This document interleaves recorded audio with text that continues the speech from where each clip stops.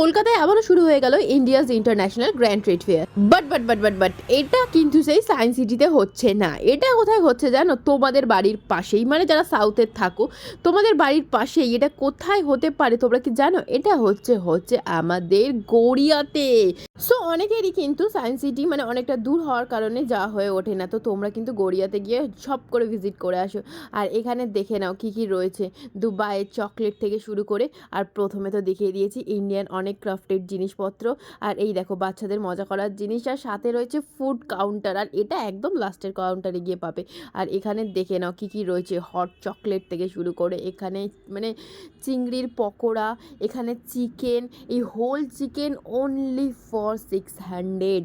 আর সাথে রয়েছে মোগলাই, এখানে রয়েছে বুফের আইটেম, মানে কিছু বাদ নেই বিশ্বাস করো। আর সাথে ছিল এই এগের আইটেমটা, এটাই খেয়েছিলাম আমরা একমাত্র।